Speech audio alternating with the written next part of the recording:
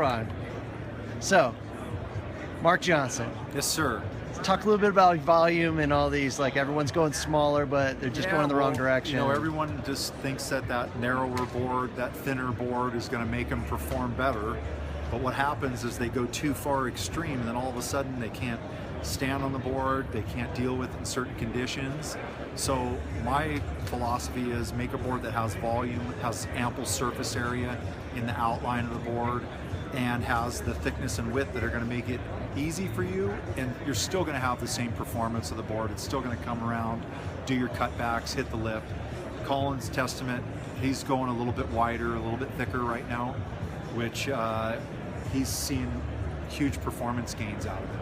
Yeah, tell me about your, because you were using the longboard in the shortboard competition and talking about swing weight and everything, how the volume's changed. And yeah, I'm definitely going from, I was trying to push the limits so much of going small, narrow, and I'm back to my favorite go-to boards, a 9.0 longboard style stand-up board.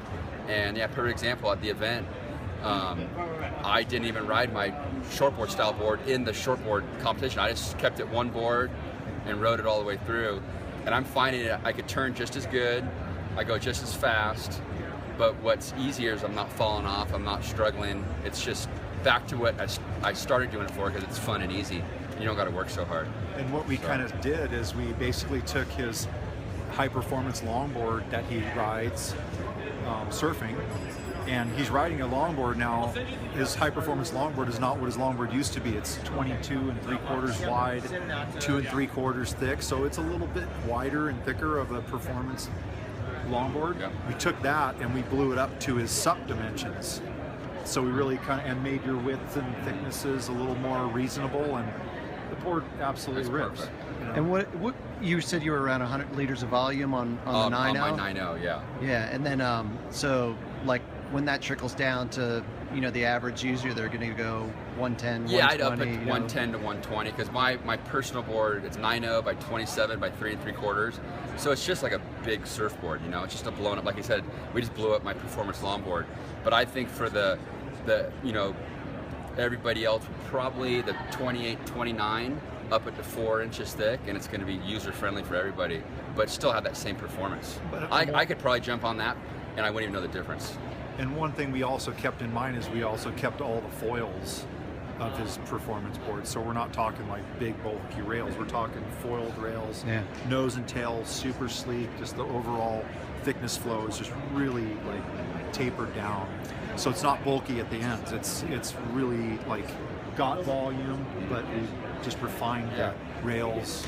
And you've changed a little bit about the structure of custom, so your raw boards are now going to move towards production, and you're going to have the new design.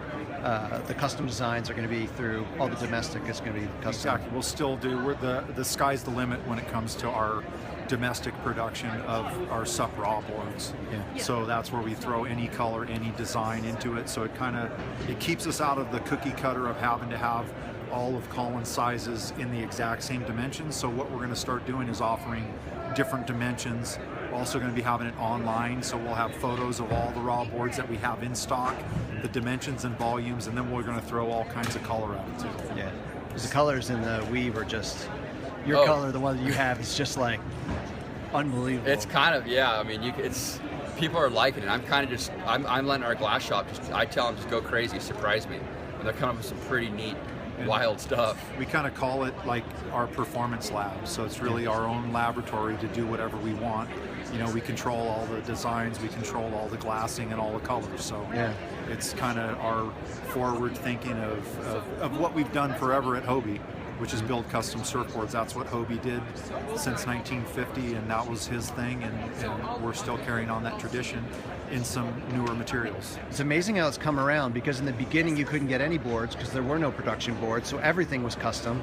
And then everything started to go to production because you could finally get models, order them, see them in the shops. And now that people have had a year or 2 or 3 on different models, they've been able, now they want to go back to the custom to dial it in, as opposed to in the beginning when we really didn't even know what we were ordering. We were just sort of like, didn't know what, make it blue. We were in the beginning of actually, perfecting how to build EPS boards. The first EPS boards that we built were really crude. and I see them every once in a while. It's pretty scary, but at that time, that was like all you wanted was a board to get out there and paddle. You know, now there's lots of choices, and the customer's becoming real savvy on what they want. They know what they can perform on, so they already come to me with like, I want a certain volume and how can I hit it? So I do custom files for every individual to say, I want this width, I want that thickness. And then, you know, I start with our basic files that Colin and I have worked on for years, and we kind of morph it into what the customer really wants, because they want you know, this custom board, and they're going to pay for it, but they're going to get ultimately the best board that fits their style. Yeah. So, well, thanks a lot. Can't wait to order my board.